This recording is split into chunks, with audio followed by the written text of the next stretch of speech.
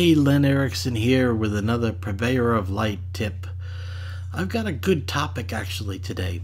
Today I'm actually going to talk about the photographer's best friend, or at least I think it is. I'm talking about Flickr, of course. Flickr is the most useful tool that any photographer can possibly have. Most people don't even understand Flickr or why you would use Flickr, say, over Facebook. I get the argument all the time from people, oh, well, all my friends are on Facebook, and why do I need to put my pictures anywhere else? Well, the first thing is Flickr's pictures just flat look better. Okay, the compression that Flickr uses is much better than the compression that is used on Facebook. But that's the main reason, not the reason I'm sending you here to Flickr. Flickr here is a research tool. It's a learning tool for your photography journeys. How many times have you turned around and planned a trip and said, oh, I'd just love to go to Rome, and I'm going to go finally in June, and I want to plan out my trip and where I want to go and what shots I want to take, and you get all the ideas in your head and you go, gee, wouldn't it be great if I could turn around and plan some of this out? There's no better tool than Flickr to do this. So let me show you how Flickr is currently used. So let's say that I am going to go ahead and plan a trip to Rome, and I want to get some ideas. I specifically want to go to the Colosseum, and I want to get some shots there, and I want to get some ideas. So I'm going to type in Rome here in the upper right, and I'm going to go ahead and hit enter, and Flickr is instantly going to head and search for all pictures that were taken in Rome. So from here I can get some ideas on compositions, locations, angles that were taken by other people on other vacations, and I can say, oh, you know, I happen to like this one right here. This is quite a nice composition.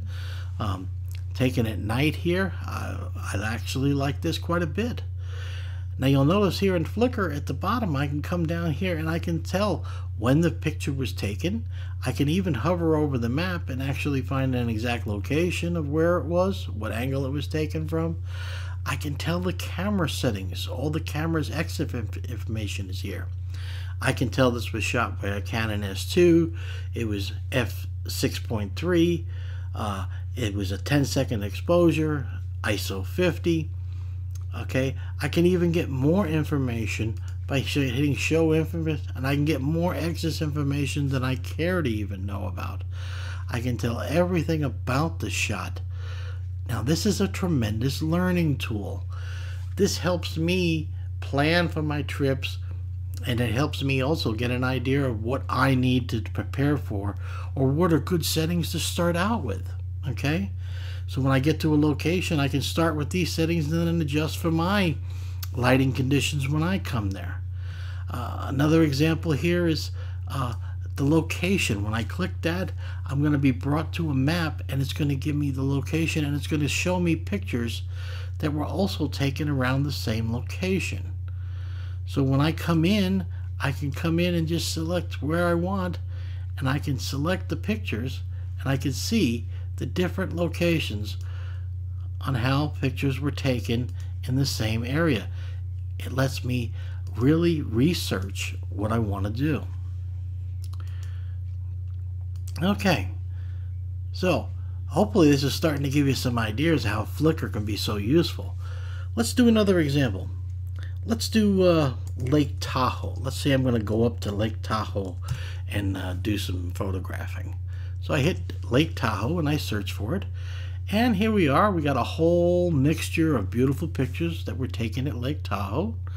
And but you know, I have a very specific need because I'm planning on going to Lake Tahoe in July for the new moon, and I'm going there for the full moon because I'm interested in the Milky Way. So I'm going to go ahead and enhance my search and add on to the words Lake Tahoe. I'm going to type in Milky Way and redo the search. And now Flickr has turned around and instantly given me a selection of all pictures that were taken at Lake Tahoe of the Milky Way. So now I can look at all the different compositions and locations, and I can get an idea of, where would I do? I like this composition, or I like this particular area. I can get lots of ideas just from here. And I can also learn and get some things. Maybe I've never done night photography before. So an example is, let's say that I picked this particular image here. This is a panorama of the Milky Way. Okay? And I said, okay, now I can get some ideas. Oh, I see. It was shot for 30 seconds at ISO. I can take this information, and now when I can go, that's a starting point for when I go on location, and I can go ahead and adjust for my lighting conditions and so forth from there. But it at least gives me a good starting location. Now, this would be nice to turn around and say, I wonder where this was shot. Was this shot on the west bank, the east bank, the north bank? I'd really love to know. So I'll go ahead and click the map, and let's go ahead and find out where this was taken. And from the looks of this, it looks like it's on the west bank of the lake, and it is. So now I know that this particular vantage point was the west side in the west bank of Lake Tahoe. Again, a fantastic tool for planning. Okay, so hopefully you found this a little bit useful. I really do encourage you for your next vacation, your next photography trip, or you have a destination that you want to know more about. Flickr is the best tool available to you for that. So hopefully you found this useful. Until next week, take care.